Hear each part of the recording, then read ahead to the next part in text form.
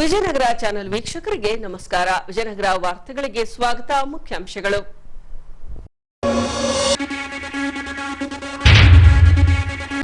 ಕ್ಷೀಣಿಸುತ್ತಿರುವ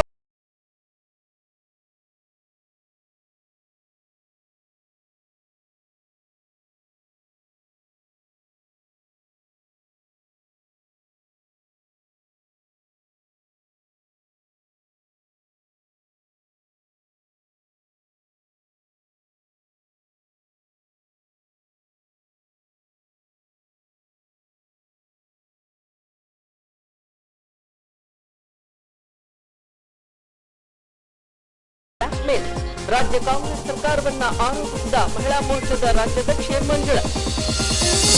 ಈಗ ವಾರ್ತೆಗಳ ವಿವರ. ಪ್ರಸಕ್ತ ಸಾಲಿನಲ್ಲಿ ಸಮರ್ಪಕವಾಗಿ ಮಳೆ ಬಾರದ ಹಿನ್ನೆಲೆಯಲ್ಲಿ ರಾಜ್ಯದ ಬಹುತೇಕ ಜಲಾಶಯಗಳು ಬತ್ತತೊಡಗಿವೆ. ಅದಕ್ಕೆ ಸ್ಥಳೀಯ ತುಂಗಭದ್ರಾ ಜಲಾಶಯವೂ ಹೊರತಾಗಿಲ್ಲ. ಹೀಗೆ ಜಲಾಶಯದಿಂದ ಜಿಂದಾಲ್ ಕಾರ್ಖಾನೆಗೆ ನೀರು ಹರಿಸುವುದನ್ನು ನಿಲ್ಲಿಸುವಂತೆ ಸಂಘಟಕರು ಹೋರಾಟ ನಡೆಸಿದ್ದಾರೆ. ಈ ಅಂಶಕ್ಕೆ ಸಂಬಂಧಿಸಿದಂತೆ ಟಿಬಿ ಡ್ಯಾಂಗೆ ಆಗಮಿಸಿದ ರೈತ ಸಂಘಟಕರು ಹಾಗೂ ಕನ್ನಡ ಪರ ಸಂಘಟನೆಗಳ ಮುಖಂಡರು ನೀರಾವರಿ ಇಲಾಖಾ ಅಧಿಕಾರಿಗಳಿಗೆ ಮನವಿ ಸಲ್ಲಿಸಿ ಜಿಂದಾಲ್ ಕಾರ್ಖಾನೆಗೆ ಹರಿಸುವ ನೀರನ್ನ ಕೂಡಲೇ ಸ್ಥಗಿತಗೊಳಿಸಿ ಜನ ಜಾನುವಾರುಗಳಿಗೆ ನೀರನ್ನ ಮೀಸಲಿರಿಸಬೇಕೆಂದು ಕೋರಿದ್ದಾರೆ. ಇದೇ ರೀತಿ ನೀರನ್ನ ಹರಿಸಿದ್ದಲ್ಲಿ ನಾವು ಫೆಡ್ಲೈನ್ ಅನ್ನ ತುಂಡರಿಸಬೇಕಾಗುತ್ತದೆ. ಇದಕ್ಕೆ ನೇರ ಹೊಣೆಯನ್ನ ಸ್ಥಳೀಯ ಶಾಸಕ ಎಚ್ಆರ್ ಗವಿಯಪ್ಪನವರು ಹೊರಬೇಕಾಗುತ್ತದೆ. ಹಾಗಾಗಿ ಜಲಾಶಯದ ವಾಸ್ತವ ನೀರಿನ ಮಟ್ಟದ ಕುರಿತು ಸರ್ಕಾರದ ಗಮನಕ್ಕೆ ತರುವ ಕೆಲಸವನ್ನ ಶಾಸಕ ಎಚ್ಆರ್ ಗವಿಯಪ್ಪನವರು ಮಾಡಬೇಕಿದೆ ಎಂದು ಸಂಘಟಕರು ಆಗ್ರಹಿಸಿದ್ದಾರೆ.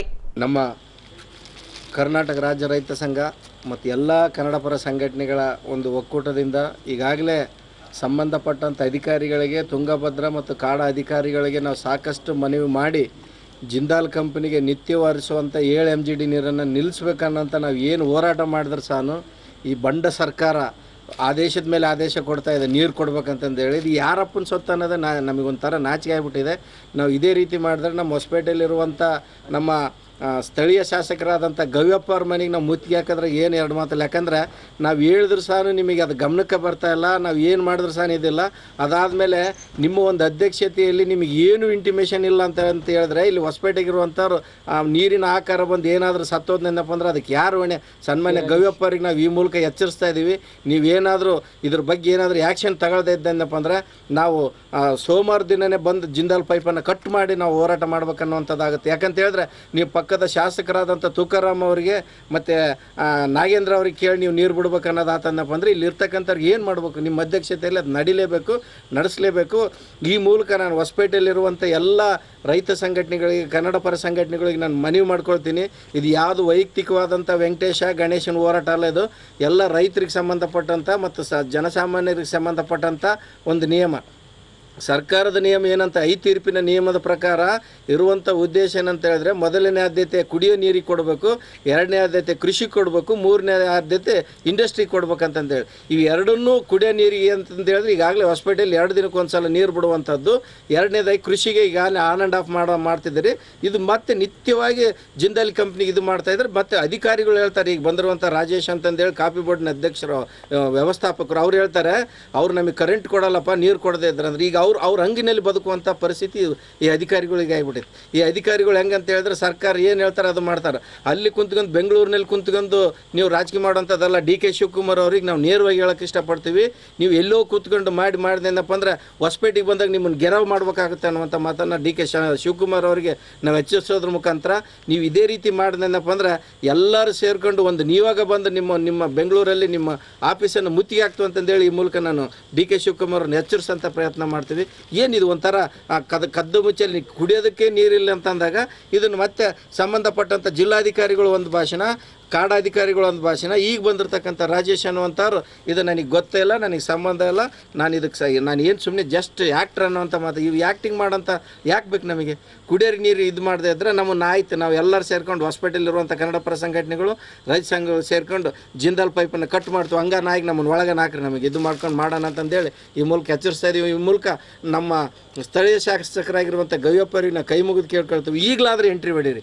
ಈಗಲಾದ್ರೆ ಎಲ್ಲರೂ ಏನಂತ ಹೇಳಿದ್ರೆ ಗವ್ಯಪ್ಪರು ಮಲಿಕೊಂಬಿಟ್ಟಾರ, ಜನರ ಗವ್ಯಪ್ಪ ಅವರು ನಿದ್ದೆ ಮಾಡ್ತಾ ಇದ್ದಾರೆ ಅಂತಂದೇಳಿ ಮಾತಾಡ್ತಿದ್ದಾರೆ. ದಯವಿಟ್ಟು ನಾನು ಗವ್ಯಪ್ಪ ಅವ್ರಿಗೆ ಕೇಳ್ಕೊಳ್ಳೋದಿಷ್ಟೇ, ನಿಮ್ಮ ಒಂದು ಅಧ್ಯಕ್ಷತೆಯಲ್ಲಿ ನೀರಿಂದ ಏನಾಗಲಿ ಇನ್ನೊಂದು ಮಾಡಿಲ್ಲ, ಯಾವನೋ ಎಲ್ಲೋ ಕೂತ್ಕೊಂಡು ಆಟ ಆಡ್ಸೋದಕ್ಕೆ ನೀವು ಒಂದು ಕಾರಣ ಆಗ್ಬೇಡ್ರಿ. ಕೆಟ್ಟ ಹೆಸರು ಬಂದರೆ ಅದು ನಿಮಗೆ, ಒಳ್ಳೆ ಹೆಸರು ಬಂದರೆ ಅವ್ರು ತೊಗೊಳ್ತಾರೆ. ಒಳ್ಳೆ ಹೆಸರು ಅವ್ರು ತೊಗೊಂಡು ಕೆಟ್ಟ ಹೆಸರು ನೀವು ಯಾಕೆ ತೊಗೋಬೇಕು? ಹೊಸಪೇಟೆ ಜನರ, ಹೊಸಪೇಟೆ ರೈತರ ಧ್ವನಿ ಆಗ್ಬೇಕಂತಂದೇಳಿ ಈ ಮೂಲಕ ನಾನು ನಿಮ್ಗೆ ಎಚ್ಚರಿಸ್ತಾ ಇದ್ದೀವಿ. ನೀವೇನಾದರೂ ಎಚ್ಚರಿಕೆ ಆಗ್ತಿದ್ರೆ ನಾವು ಹೊಸಪೇಟೆಯರ ಸ್ಥಳೀಯ ಶಾಸಕರ ಮನೆಯನ್ನು ಮುತ್ತಿಗೆ ಹಾಕ್ತು ಅಂತ ಈ ಮೂಲಕ ನಾನು ಎಚ್ಚರಿಸ್ತಾ ಇದ್ದೀನಿ. ಒಬ್ಬ ಬೆಂಗಳೂರಿನಿಂದ ಒಬ್ಬ ನೀರಾವರಿಯ ನಿರ್ದೇಶಕರು ಹೊಸಪೇಟೆಗೆ ಬಂದಿದ್ದಾರೆ. ಅವ್ರನ್ನ ಬಂದು ನಾವು ವಿಚಾರವನ್ನು ಕೇಳಿದ್ರೆ ಯಾವ ಥರ ಹೇಳ್ತಾರೆ ಅಂದರೆ, ಹಿಂದಕ್ಕೆ ಬ್ರಿಟಿಷರು ಮಸಾಲೆ ಮಾರಕ್ಕೆ ಬಂದವತ್ತು ಹೆಂಗೆ ನಮಗೆ ಧಮಕಿ ಹಾಕಿ ವಿಚಾರ ಹೇಳಿದ್ರು, ಅದೇ ರೀತಿಯಾಗಿ ಮಾನ್ಯ ಇವರು ಜಿಂದಾಲ್ ಕಂಪ್ನಿಯವರು ನಮಗೆ ಆ ರೀತಿಯಲ್ಲಿ ಆ ಉತ್ತರವನ್ನು ಕೊಟ್ಟಿದ್ದಾರೆ ಅನ್ನೋ ವಿಷಯವನ್ನು ಇವರು ತಳವಾರಾಗಿ ಸಲ್ಲಿಸ್ತಾರೆ. ಅಂಥ ತಳವಾರ ಕೆಲಸಗಳನ್ನು ಮಾಡ್ತಕ್ಕಂಥ ಇಡೀ ನಮ್ಮ ಈ ಡಿಪಾರ್ಟ್ಮೆಂಟ್ಗಳು ಎಷ್ಟು ಮಟ್ಟಿಗೆ ಆಗಿವಪ್ಪ ಅಂತಂದರೆ ಆ ತಳವಾರ ಕೆಲಸವನ್ನು ಮಾಡ್ತಿದ್ದಾರೆ. ಯಾಕಪ್ಪ ಅಂತಂದರೆ ನಾವು ಸರ್ಕಾರದಲ್ಲಿ ಆದೇಶ ಕೊಟ್ಟಿದ್ದಾರೆ, ನಾವು ಇದು ಮಾಡ್ತಾಯಿದ್ವಿ. ಆದರೆ ಸಾರ್ವಜನಿಕರವಾಗಿ ಕೆಲಸ ಮಾಡೋಕ್ಕೋಸ್ಕರ ನಾವು ಸಂಬಳ ತಗೊಂತಂಥದ್ದೀವಿ ಅನ್ನೋ ಭಾವನೆ ಅವ್ರ ಮನಸ್ಸಿನಲ್ಲಿ ಒಂದು ಕಿಂಚಿತೂ ಇಲ್ಲ. ಯಾಕಪ್ಪ ಅಂತಂತಂದರೆ ಯಾರು ಇದ್ರೇನು ಬಿಟ್ಟರೆ ನಮ್ಗೆ ಸಂಬಂಧ ಇಲ್ಲ, ನಾವು ಜಿಂದಾಲ್ ಕಂಪ್ನಿ ನೀರು ಕೊಡ್ತೀವಿ, ಇದು ಅವರ ಮೂಲ ಉದ್ದೇಶವಾಗಿ ಕಂಡು ಬರ್ತಿರ್ತಕ್ಕಂಥದ್ದು. ಹಾಗಾಗಿ ನಮ್ಮ ಸಾರ್ವಜನಿಕರ ಹೊಸಪೇಟೆ ತಾಲೂಕಿನವರೇ ಹಾಗೂ ವಿಜಯನಗರ ಜಿಲ್ಲೆದವರು ಹಾಗೂ ರಾಯಚೂರು ಜಿಲ್ಲೆದವರು ಹಾಗೂ ಕೊಪ್ಪಳ ಜಿಲ್ಲೆದವರು ನಾವು ನೀರನ್ನು ಎಚ್ಚೆತ್ತುಕೊಳ್ಳದಿಲ್ಲದಿದ್ದರೆ ಇಂದಕ್ಕೆ ಮಸಾಲೆ ಪದಾರ್ಥ ಮಾರಕ್ಕೆ ಬಂದವರು ಹೆಂಗೆ ನಮ್ಮ ಆಳ್ತಾರೋ ಹಂಗೆ ಜಿಂದಾಲ್ ಕಂಪ್ನಿ ನಮ್ಮನ್ನ ಆಳಕ್ಕೆ ನೀರಿಲ್ಲದಂಥ ಸ್ಥಿತಿಯನ್ನು ಮಾಡ್ತಕ್ಕಂಥ ಕೆಲಸ ಮಾಡ್ತಿದ್ದಾರೆ. ಹಾಗಾಗಿ ಎಲ್ಲ ಸಂಘ ಸಂಸ್ಥೆಗಳು ಸೇರ್ಕೊಂಡು ನಾವೆಲ್ಲ ಸಂಘ ಪರೇಡ್ ಸೇರ್ಕೊಂಡು ಜಿಂದಾಲ್ ಕಂಪ್ನಿಯ ಪೈಪನ್ನು ಕಟ್ ಮಾಡುವಂಥ ಮುಖಾಂತರ ನಾವು ತೋರಿಸ್ಬೇಕಂತ ಪರಿಸ್ಥಿತಿ ಬರ್ತದೆ. ಅದನ್ನು ನಿರ್ಮಾಣ ಮಾಡ್ಕೋಬೇಡ್ರಿ ಮನೆ ಅಧಿಕಾರಿಗಳೇ, ನೀವು ಯಾವ ರೀತಿಯಿಂದ ಒಂದು ತಳವಾರಿಗೆ ಕೆಲಸ ಮಾಡಕತ್ತಿದ್ದೆ ಅನ್ನೋದು ನಾನು ಹೇಳ್ತಾ ಇಲ್ಲ. ಇಡೀ ಹೊಸಪೇಟೆ ತಾಲೂಕಿನ ಸಾರ್ವಜನಿಕರು ಸರ್ಕಲಲ್ಲಿ ಬೀದಿಯಲ್ಲಿ ಮಾತಾಡ್ತಾರೆ. ಆ ಬೀದಿ ಮಾತಾಡೋದನ್ನು ನಿಲ್ಲಿಸಿ ಈ ದೇಶದ ರಕ್ಷಣೆಯನ್ನು ಉಳಿಸ್ತಕ್ಕಂಥದ್ದನ್ನು, ಈ ಸಾರ್ವಜನಿಕರಿಗೆ ನೀರನ್ನು ಕೊಡ್ತಕ್ಕಂಥ ರಕ್ಷಣೆಯನ್ನು ಮಾಡಬೇಕಾಗಿ ನಾವು ಕರ್ನಾಟಕ ರಾಜ್ಯ ರೈತರಿಂದ ತಿಳಿಸ್ತಾ ಇದ್ದೀವಿ. ಮುಂದಿನ ದಿನದಲ್ಲಿ ನಾವು ರಾಜ್ಯ ಸಮಿತಿ ಸುತ್ತ ಬಂದು ನಿಮಗೆ ತಿಳಿಸ್ತವಂಥ ಮಾರ್ಗದರ್ಶನ ಆಗ್ತದೆ ಅಂತ ಕೆಲಸ ಮಾಡ್ಕೋಬೇಡ್ರಿ ಅಂತ ಹೇಳ್ತಾ ಈ ಮುಖಾಂತರ ತಿಳಿಸ್ತಾ ಇದ್ದೀನಿ. ಏಪ್ರಿಲ್ 2 ಹಾಗೂ 3ರಂದು ಗ್ರಾಮ ದೇವತೆ ಊರಮ್ಮ ದೇವಿಯ ಜಾತ್ರಾ ಮಹೋತ್ಸವ ನಡೆಯಲಿದೆ. ತನ್ನಿಮಿತ್ತ ಈಗಾಗಲೇ ದಿನಾಂಕ 26ರಿಂದ ದೇಗುಲದಲ್ಲಿ 9 ದಿನಗಳ ಕಾಲ ವಿಶೇಷ ಧಾರ್ಮಿಕ ಕಾರ್ಯಕ್ರಮ ಪ್ರಾರಂಭಗೊಂಡಿವೆ.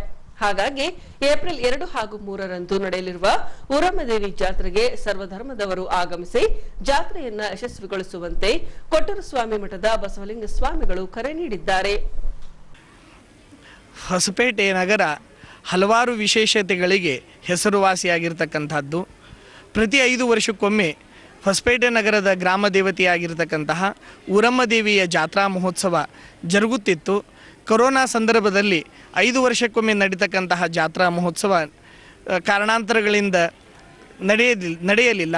ಈಗ 9 ವರ್ಷದ ನಂತರ ವಿಶೇಷವಾಗಿ ಹೊಸಪೇಟೆ ನಗರದ ಎಲ್ಲ ಸರ್ವಧರ್ಮದ ಎಲ್ಲ ಸಂಘ ಸಂಸ್ಥೆಯವರು ಕೂಡಿಕೊಂಡು ಇದೇ ಕೊಟ್ಟೂರು ಸ್ವಾಮಿ ಮಠದೊಳಗೆ ಒಂದು ಸಭೆಯನ್ನು ಮಾಡಿ ಪೂರ್ವಭಾವಿ ಸಭೆಯನ್ನು ಮಾಡಿದ್ದು ಮತ್ತು ಆ ಕಾರ್ಯಕ್ರಮಕ್ಕೆ ಹಲವಾರು ಆಯೋಜನೆಗಳನ್ನು ಹಾಕಿಕೊಂಡು ವಿಶೇಷವಾಗಿ ಈ ವರ್ಷ ಆಚರಿಸಬೇಕು ಅಂತಕ್ಕಂತಹ ಸಂಕಲ್ಪವನ್ನು ತೊಟ್ಟಿದ್ದಾರೆ. ಇಲ್ಲಿ ನಾವು ತಮ್ಮೆಲ್ಲರಿಗೂ ತಿಳಿಸ್ತಕ್ಕಂಥದ್ದು ಊರಮ್ಮ ದೇವಿಯ ಜಾತ್ರಾ ಮಹೋತ್ಸವ ಏಪ್ರಿಲ್ 2 ಮತ್ತು 3ನೇ ತಾರೀಕಿಗೆ ವಿಶೇಷವಾಗಿರ್ತಕ್ಕಂತಹ ಕಾರ್ಯಕ್ರಮಗಳು ಜರುಗುತ್ತಿದ್ದು ಸರ್ವಧರ್ಮದ ಎಲ್ಲರೂ ಸಹ ಅದಕ್ಕೆ ಲಕ್ಷಾಂತರ ರೂಪಾಯಿಯನ್ನು ಇಸ್ಲಾಂ ಧರ್ಮದವರು, ಇನ್ನುಳಿದ ಜೈನ, ಬೌದ್ಧ, ಕ್ರಿಶ್ಚಿಯನ್ನು ಎಲ್ಲ ಧರ್ಮದವರು ಸಹ ಕಾಣಿಕೆಯನ್ನು ಸಲ್ಲಿಸಿದ್ದಾರೆ. ಆ ಜಾತ್ರಾ ಮಹೋತ್ಸವದೊಳಗೆ ಎಲ್ಲರೂ ಸಹ ಹೊಸಪೇಟೆ ನಗರದ ಸರ್ವಧರ್ಮದ ಭಾವೈಕ್ಯತಾ ಮನೋಭಾವದಿಂದ ಆ ಜಾತ್ರಾ ಮಹೋತ್ಸವದೊಳಗೆ ಪಾಲ್ಗೊಂಡು ಪುನೀತರಾಗಬೇಕೆಂದು ನಾವು ತಿಳಿಸುತ್ತೇವೆ. ಹೊಸಪೇಟೆ ಕೊಟ್ಟೂರು ಸ್ವಾಮಿ ಮಠದಲ್ಲಿ ದಿನಾಂಕ 21ರಿಂದ 31ರವರೆಗೆ ವಿಶ್ವಧರ್ಮ ಪ್ರವಚನವನ್ನ ನಡೆಸಿಕೊಂಡು ಬರಲಾಗ್ತಿದೆ. ಹೀಗೆ ದಿನಾಂಕ 29ರಂದು ಸೇವಾಕರ್ತರಿಂದ ಲಿಂಗೈಕ್ಯ ಸಂಗನಬಸವ ಸ್ವಾಮಿಗಳ ಪುತ್ಥಳಿಗೆ ತುಲಾಭಾರ ನಡೆಸಲಾಯಿತು.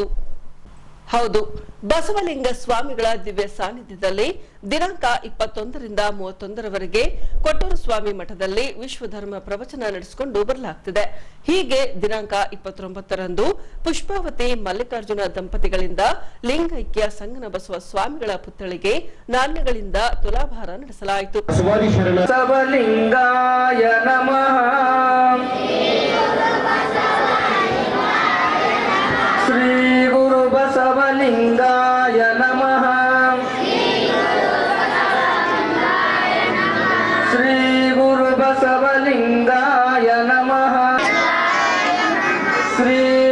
ಬಸವಲಿಂಗಾಯ ನಮಃ.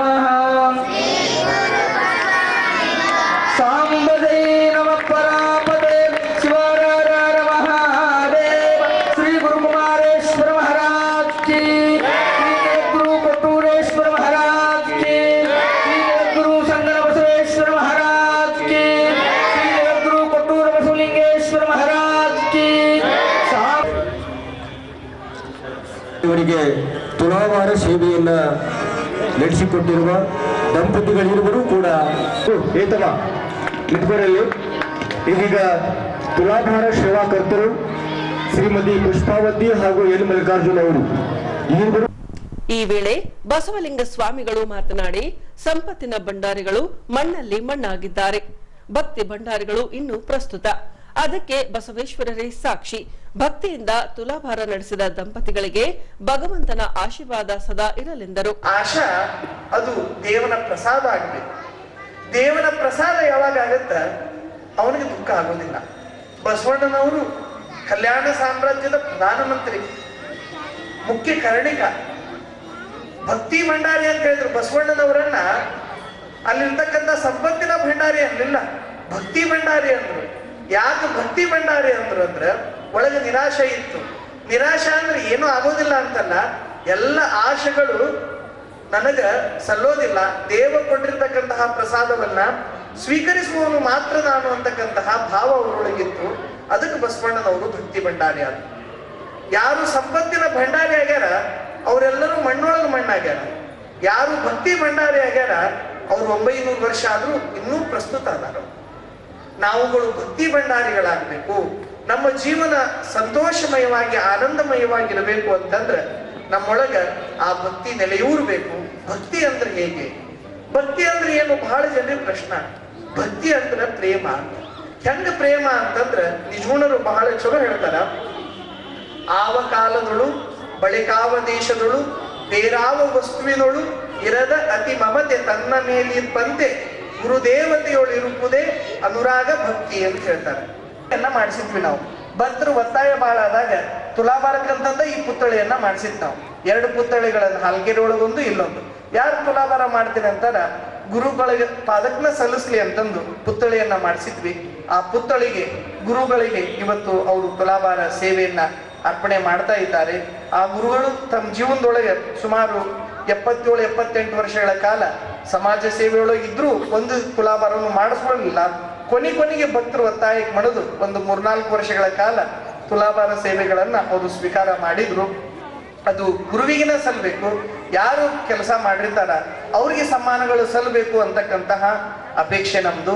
ನಾವು ಈಗ 2 ವರ್ಷ ಆದ ಸಮಾಜ ಸೇವೆಯೊಳಗಿದ್ದು ಆ ನಮ್ಮ ಸೇವೆ ಇನ್ನೂ ಬಹುಮುಖವಾಗಿ ಆಗಬೇಕು. ಅಲ್ಲಿವರೆಗೆ ನಾವು ಸಮ್ಮಾನಗಳನ್ನ ಸ್ವೀಕರಿಸುವುದು ಒಳಿತಲ್ಲ ಅಂತಕ್ಕಂತಹ ಭಾವವನ್ನ ಒಳಗೆ ದೃಢವಾಗಿ ಇರಿಸಿಕೊಂಡಿದ್ರಿಂದ ಕೆಲವನ್ನ ನಾವು ನಿರಾಕರಣೆಯನ್ನ ಮಾಡ್ತಾ ಬಂದಿದ್ದುಂಟು. ಆದ್ದರಿಂದಾಗಿ ಈ ದಿನ ಶ್ರೀಮತಿ ಪುಷ್ಪಾವತಿ ಎನ್ ಮಲ್ಲಿಕಾರ್ಜುನ್ ಅವರು ಗಾದಿಗ್ನೂರಿನೊಳಗ ಮತ್ತೆ ಹೊಸಪೇಟೆ ಒಳಗೆ ಅವರಿಗೆ ವಾಸಿಸಿದ್ದಾರೆ. ಅವರು ನಮ್ಮ ಗುರುಗಳ ಮೇಲೆ, ಮಠದ ಮೇಲೆ ಅಪಾರವಾದಂತಹ ಶ್ರದ್ಧಾ ಇರತಕ್ಕಂತಹ ಗೃಹಸ್ಥಾಶ್ರಮಿಗಳು. ಅವರು ಈ ದಿನ ಗುರುಗಳಿಗೆ ತುಲಾಭಾರ ಸಲ್ಲಿಸಿ ಆ ಕಾಣಿಕೆಯಿಂದ ಮಠದೊಳಗೆ ಇಲ್ಲೊಂದು 50 ಹುಡುಗರು ಫ್ರೀ, ಅವರಿಗೆ ಏನೂ ನಾವು ₹1 ತೆಗೆದುಕೊಳ್ಳೋದಿಲ್ಲ. ಮತ್ತು ಫ್ರೀ ಎಜುಕೇಶನ್, ಕೆಲವ್ರದ್ದು ಫೀಸು ಸಹ ನಾವು ಕಟ್ತೀವಿ.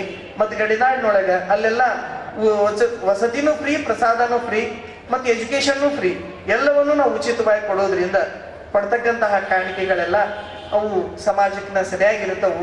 ನಾವು ಯಾವಾಗ ಈ ಪೀಠಗಳನ್ನು ಅಲಂಕಾರ ಮಾಡೇವಿ, ನಮ್ಮ ವೈಯಕ್ತಿಕ ಯಾವಾಗಲೂ ನಾವು ಕಾಣಿಕೆಯನ್ನು ತೆಗೆದುಕೊಂಡು ಉಪಯೋಗ ಮಾಡೋದಿಲ್ಲ. ನಾವು ನಮ್ಮ ಪಾದ ಕಾಣಿಕೆನ ನಾವು ಮಠದ ಒಂದು ಕಾರ್ಯಕ್ರಮಗಳಿಗೆ ಕೊಡ್ತಿರ್ತೇವೆ ವಿನಃ ಮಠದ ದುಡ್ಡನ್ನ ನಾವು ಯಾವಾಗಲೂ ತಗೊಳ್ಳೋದಿಲ್ಲ.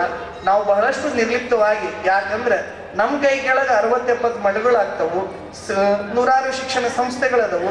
ಎಲ್ಲದರೊಳಗೂ ನಾವು ಆ ಪಾರದರ್ಶಕತೆಯನ್ನ ಉಳಿಸ್ಕೊಂಡು ಬಂದಿದ್ದೇವೆ.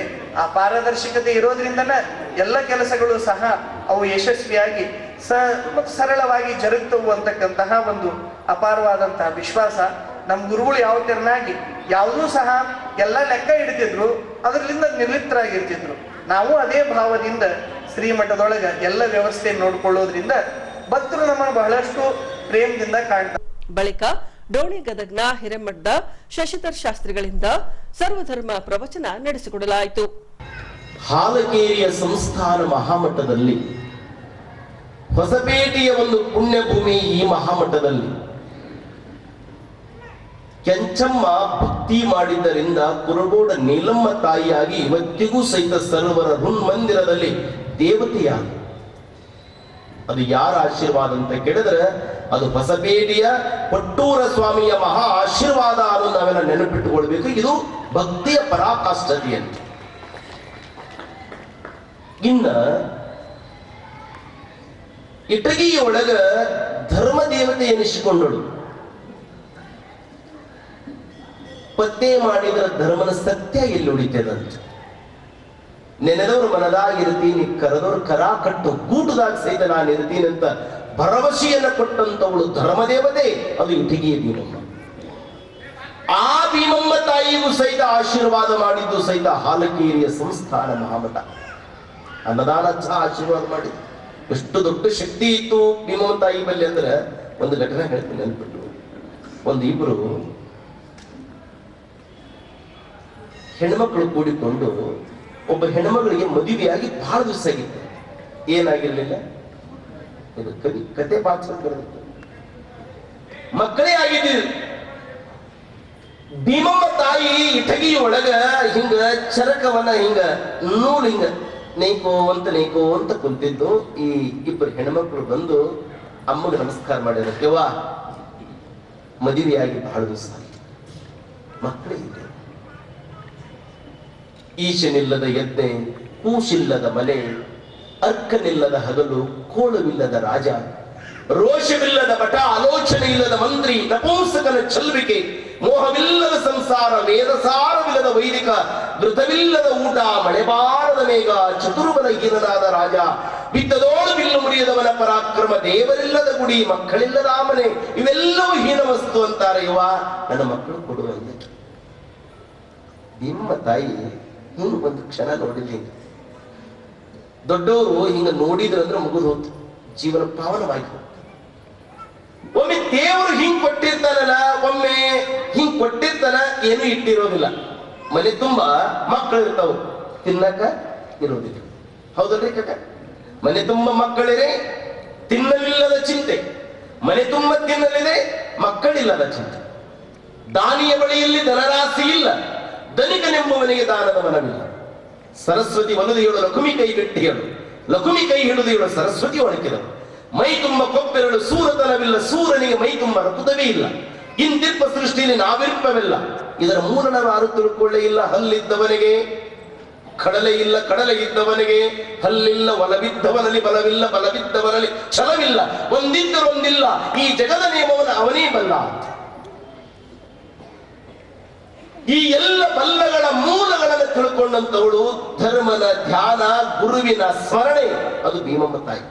ಮೇ ತಿಂಗಳ 7ರಂದು ಲೋಕಸಭಾ ಚುನಾವಣೆ ನಡೆಯಲಿದೆ. ಈ ಹಿನ್ನೆಲೆಯಲ್ಲಿ ರಾಜಕೀಯ ಪಕ್ಷಗಳು ಪ್ರಚಾರದ ಭರಾಟೆಯಲ್ಲಿ ತೊಡಗಿಸಿಕೊಂಡಿವೆ. ಇತ್ತ ಬಳ್ಳಾರಿ ಲೋಕಸಭಾ ಚುನಾವಣೆ ಹಿನ್ನೆಲೆಯಲ್ಲಿ ಬಿಜೆಪಿ ಅಭ್ಯರ್ಥಿ ಶ್ರೀರಾಮುಲುರವರ ಗೆಲುವಿಗಾಗಿ ಮಹಿಳಾ ಮೋರ್ಚಾದಿಂದ ಸಭೆಗಳನ್ನು ನಡೆಸಲಾಗುತ್ತಿದೆ. ಈ ಅಂಶಕ್ಕೆ ಸಂಬಂಧಿಸಿದಂತೆ ವಿಜಯನಗರ ಜಿಲ್ಲಾ ಬಿಜೆಪಿ ಮಹಿಳಾ ಮೋರ್ಚಾದಿಂದ ಪಟೇಲ್ ನಗರದ ಬಿಜೆಪಿ ಕಚೇರಿಯಲ್ಲಿ ಜಿಲ್ಲಾ ಮಟ್ಟದ ವಿಶೇಷ ಮಹಿಳಾ ಕಾರ್ಯಕಾರಿಣಿ ಸಭೆಯನ್ನ ದೀಪ ಬೆಳಗಿಸುವ ಮೂಲಕ ಉದ್ಘಾಟಿಸಲಾಯಿತು. ಟಿಫನ್ ಮಾಡದೆ ಆಗಿದೆಯಲ್ಲ, ಇಲ್ಲ ಅದನ್ನೆಲ್ಲ ಆಮೇಲೆ ನೋಡ್ಕೊಳ್ಳೋಣ. ಬೋಲೋ ಭಾರತ್ ಮಾತಾ ಕಿ ಜೈ, ಬೋಲೋ ಭಾರತ್ ಮಾತಾ ಕಿ ಜೈ. ಈ ವೇಳೆ ಮಹಿಳಾ ಮೋರ್ಚಾದ ರಾಜ್ಯಾಧ್ಯಕ್ಷೆ ಮಂಜುಳಾರವರು ಮಾತನಾಡಿ, ಪ್ರಧಾನಿ ನರೇಂದ್ರ ಮೋದಿರವರು ಲೋಕಸಭೆ ಹಾಗೂ ವಿಧಾನಸಭಾ ಚುನಾವಣೆಯಲ್ಲಿ ಸ್ಪರ್ಧಿಸಲು ಮಹಿಳೆಯರಿಗೆ 33% ಮೀಸಲಾತಿ ನೀಡಿದ್ದಾರೆ. ಜೊತೆಗೆ ಅಂದಿನ ಯಡಿಯೂರಪ್ಪನವರ ಸರ್ಕಾರ ಇದ್ದಾಗ ಸ್ಥಳೀಯ ಸಂಘ ಸಂಸ್ಥೆಗಳ ಚುನಾವಣೆಯಲ್ಲಿ ಸ್ಪರ್ಧಿಸಲು ಮಹಿಳೆಯರಿಗೆ 50% ಮೀಸಲಾತಿ ನೀಡಿದ್ದಾರೆ. ಮಹಿಳೆಯರ ಪರವಾಗಿರುವ ಬಿಜೆಪಿ ಪಕ್ಷಕ್ಕೆ ನಾವೆಲ್ಲ ಬೆಂಬಲಿಸಬೇಕಿದೆ ಎಂದರು. ಯಾವ ಸೋನಿಯಾ ಗಾಂಧಿಯ ಸುಪುತ್ರರಾದ ರಾಹುಲ್ ಗಾಂಧಿಯವರು ಶಕ್ತಿಯನ್ನ ಸೋಲಿಸ್ತೀವಿ ಅಂತ ಹೇಳಿದ್ರು, ಇಂಡಿ ಒಕ್ಕೂಟ ಶಕ್ತಿಯನ್ನ ಸೋಲಿಸ್ತೀವಿ ಅಂತ ತನ್ನ ಚುನಾವಣಾ ಪ್ರಣಾಳಿಕೆಯಲ್ಲಿ ಬರ್ಕೊಂಡಿದೆ. ಯಾರು ಇಂಡಿಯಲ್ಲಿ ಇರುವಂತಹ ಮೈತ್ರಿಕೂಟ ಅಂದ್ರೆ ಮಮತಾ ಬ್ಯಾನರ್ಜಿ ಅವರು, ಅರವಿಂದ್ ಕೇಜ್ರಿವಾಲ್ ಅವರು, ಸೋನಿಯಾ ಗಾಂಧಿಯವರ ಸುಪುತ್ರ ರಾಹುಲ್ ಗಾಂಧಿಯವರು, ಹೀಗೆ ಅನೇಕರು ಅದರಲ್ಲಿ ಇದ್ದಾರೆ. ಅವತ್ತು ನರೇಂದ್ರ ಮೋದಿಜಿಯವರು ಶಿವಮೊಗ್ಗದಲ್ಲಿ ನಮ್ಮ ಎದುರು ಅಂತ ಮಹಾನ್ ವ್ಯಕ್ತಿ ಮಾತಾಡೋದನ್ನ ಕೇಳಿದ್ವಿ. ನನ್ನ ರಕ್ಷಣೆಗೆ ಇರುವಂಥದ್ದು ದೇಶದ ನಾರಿ ಶಕ್ತಿ ಅಂತ ಹೇಳಿ ನಿಮ್ಮನ್ನೆಲ್ಲ ಹೊಗಳಿದ್ದಾರೆ. ಹಾಗಾಗಿ ಅವರು ನಾರಿ ಶಕ್ತಿ ಅಧಿನಿಯಮ 33% ವಿಧಾನಸಭೆ ಮತ್ತು ಪಾರ್ಲಿಮೆಂಟ್ ಅಲ್ಲಿ ನಮಗೆ ನಾವು ಶಾಸಕಿಯರಾಗಿ ಸಂಸದರಾಗಿ ಹೋಗಬೇಕು ಈ ದೇಶದ ನಾರಿಯರು ಅಂತ ಹೇಳಿ 33% ಬಿಲ್ಲನ್ನು ಪಾಸ್ ಮಾಡಿದ ಒಬ್ಬ ಮಹಾನ್ ನಾಯಕ ಅವರ ನೇತೃತ್ವದಲ್ಲಿ. ಕರ್ನಾಟಕದಲ್ಲಿ ಬಿಜೆಪಿ ಸರ್ಕಾರ ಇದ್ದಾಗ ಸನ್ಮಾನ್ಯ ಯಡಿಯೂರಪ್ಪನವರು ಮುಖ್ಯಮಂತ್ರಿಗಳಾಗಿದ್ದಾಗ, ಶ್ರೀರಾಮುಲು ಅವರು ಆ ಕ್ಯಾಬಿನೆಟ್ ಅಲ್ಲಿ ಇದ್ದಾಗ ನಾರಿಯರಿಗಾಗಿ ಲೋಕಲ್ ಬಾಡಿಯಲ್ಲಿ 50% ರಿಸರ್ವೇಶನ್ ಕೊಟ್ಟ ಸರ್ಕಾರ ಅದು ಭಾಜಪ ಸರ್ಕಾರ. ಸನ್ಮಾನ್ಯ ಯಡಿಯೂರಪ್ಪನವರ ನೇತೃತ್ವದಲ್ಲಿ ಅವತ್ತು ಮಂತ್ರಿಯಾಗಿದ್ದಂತಹ ನಮ್ಮ ಶ್ರೀರಾಮುಲವರ ನೇತೃತ್ವದಲ್ಲಿ 50% ರಿಸರ್ವೇಶನ್ ಅನ್ನ ನಗರಸಭೆ, ಮಹಾನಗರಗಳು, ಕಾರ್ಪೊರೇಷನ್, ಜಿಲ್ಲಾ ಪಂಚಾಯತ್ ಅಲ್ಲಿ ಕೊಟ್ಟವರು ಯಾರು? ಬಿಜೆಪಿ ಸರ್ಕಾರ. ಇದಕ್ಕೆ ಬಹಳ ಮುಖ್ಯವಾಗಿ ಸಿದ್ದರಾಮಯ್ಯನವರ ಸರ್ಕಾರ 5 ಗ್ಯಾರಂಟಿಗಳನ್ನು ಕೊಡ್ತು ಮಹಿಳೆಯರಿಗೆ. 2,000 ರೂಪಾಯಿ ಗೃಹಲಕ್ಷ್ಮಿ ಅಂತ ಕೊಟ್ಟರು, ಶಕ್ತಿ ಯೋಜನೆಯಲ್ಲಿ ಬಸ್ ಯೋಜನೆಯನ್ನು ಕೊಟ್ಟರು, ಆಯಿತು ಕೊಟ್ಟರು, ಎಲ್ಲ ಸರಿ. ಅಂದರೆ ಇವತ್ತು ಅವರು ಸಿದ್ದರಾಮಯ್ಯನವರು ಮತ್ತು ಅವರ ಸರ್ಕಾರ, ಅವರ ಸಚಿವರು, ಶಾಸಕರು ಮಹಿಳಾ ಮತದಾರರನ್ನ ಬ್ಲ್ಯಾಕ್ ಮೇಲ್ ಮಾಡ್ತಾ ಇದ್ದಾರೆ ಚುನಾವಣೆಗೋಸ್ಕರ. ಏನ್ ಬ್ಲ್ಯಾಕ್ ಮೇಲ್ ಮಾಡ್ತಿದ್ದಾರೆ ಅಂದ್ರೆ 2,000 ರೂಪಾಯಿ ನಾವು ಗೃಹಲಕ್ಷ್ಮಿ ಕೊಡ್ತಿದ್ದೀವಿ, ನೀವು ಕಾಂಗ್ರೆಸ್ಗೆ ವೋಟ್ ಹಾಕಲಿಲ್ಲ ಲೋಕಸಭೆಯಲ್ಲಿ ಅಂದ್ರೆ ನಾವು 2,000 ರೂಪಾಯಿ ಕೊಡೋದನ್ನ ನಿಲ್ಲಿಸ್ತೀವಿ ಅನ್ನುವ ಬ್ಲ್ಯಾಕ್ ಮೇಲ್ ಅನ್ನ ಮಹಿಳೆಯರಿಗೆ ಮಾಡ್ತಿದ್ದಾರೆ ಅಂತ ನಾನು ರಾಜ್ಯದ ಉದ್ದಗಲಕ್ಕೂ ನಿಮ್ಮ ರೀತಿಯ ಕಾರ್ಯಕರ್ತೆಯರು ಹೇಳಿದ್ದನ್ನ ಕೇಳ್ಕೊಂಡು ಬಂದಿದ್ದೀನಿ. ಹೌದಾ?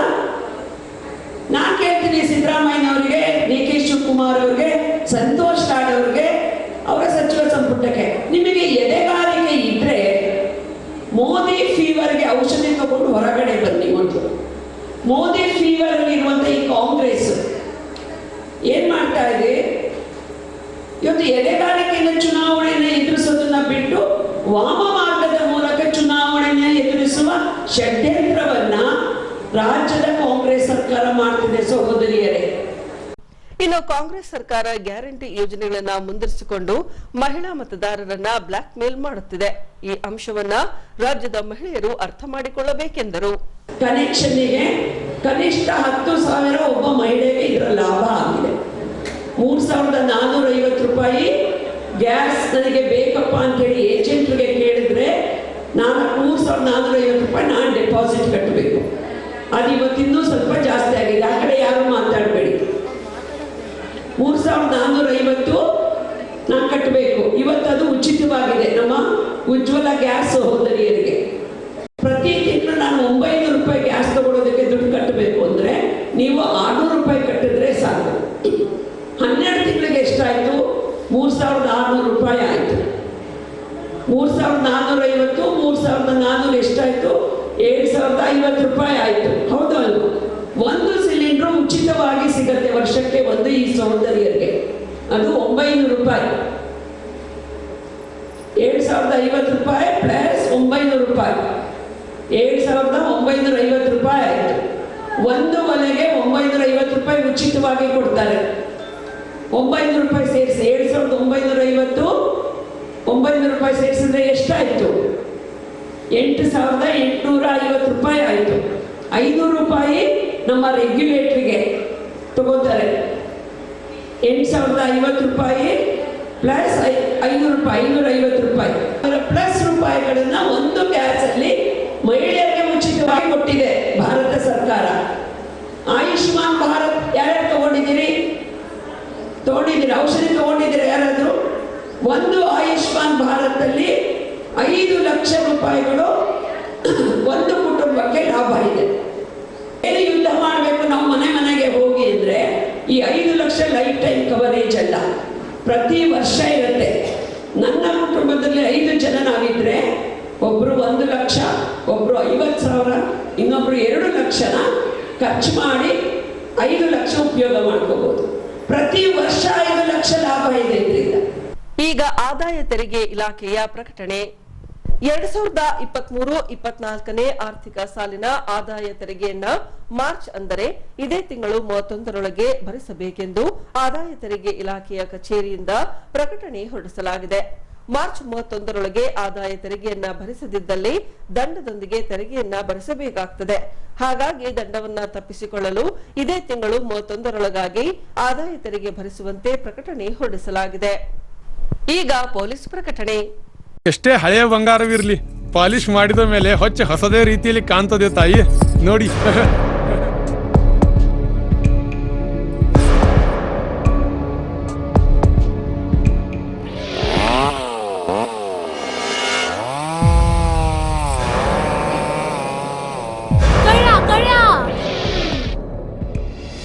ತಾಯಿ, ನಿಮ್ ಮೈ ಮೇಲೆ ಅದು ಹೊಲಸು ಬಿದ್ದಿದೆ.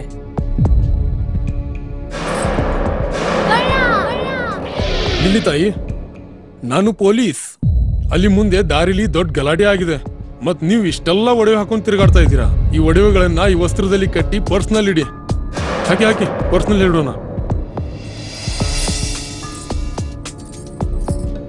ಅಲ್ಲೇ ಮುಂದ್ಗಡೆ ಆಗಿದೆ. ಇದು ತಗೊಳ್ಳಿ ತಾಯಿ.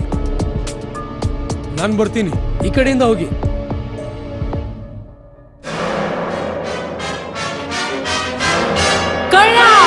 ಇಂತಹ ಮೋಸದ ಸಂಗತಿ ನಿಮಗೂ ನಡೆಯಬಹುದು. ತಮ್ಮ ಬೆಲೆ ಬಾಳುವ ಒಡವೆ ಆಭರಣ ವಸ್ತುಗಳನ್ನು ಎಚ್ಚರಿಕೆಯಿಂದ ಕಾಪಾಡಿ. ಯಾವುದೇ ಮಾತುಗಳಿಗೆ ಮರುಳಾಗಬೇಡಿ. ಸಂಶಯಾಸ್ಪದ ರೀತಿಯಲ್ಲಿ ಯಾರಾದರೂ ಕಂಡು ಬಂದರೆ ಸಮೀಪದ ಪೊಲೀಸ್ ಠಾಣೆಯನ್ನು ಸಂಪರ್ಕಿಸಿರಿ. ಈಗ ಕೊನೆಯಲ್ಲಿ ಮತ್ತೊಮ್ಮೆ ವಾರ್ತೆಗಳ ಮುಖ್ಯಾಂಶಗಳು.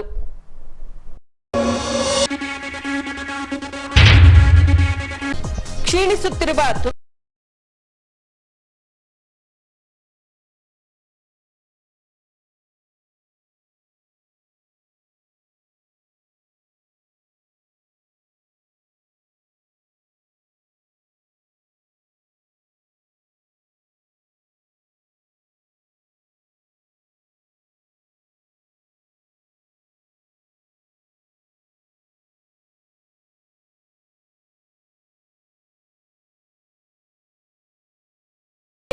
ರಾಜ್ಯ ಕಾಂಗ್ರೆಸ್ ಸರ್ಕಾರವನ್ನ ಆರೋಪಿಸಿದ ಮಹಿಳಾ ಮೋರ್ಚಾದ ರಾಜ್ಯಾಧ್ಯಕ್ಷೆ ಮಂಜುಳಾ. ಇಲ್ಲಿಗೆ ವಾರ್ತಾ ಪ್ರಸಾರ ಮುಕ್ತಾಯವಾಯಿತು. ವಂದನೆಗಳೊಂದಿಗೆ ನಯನ ಉಮೇಶ್.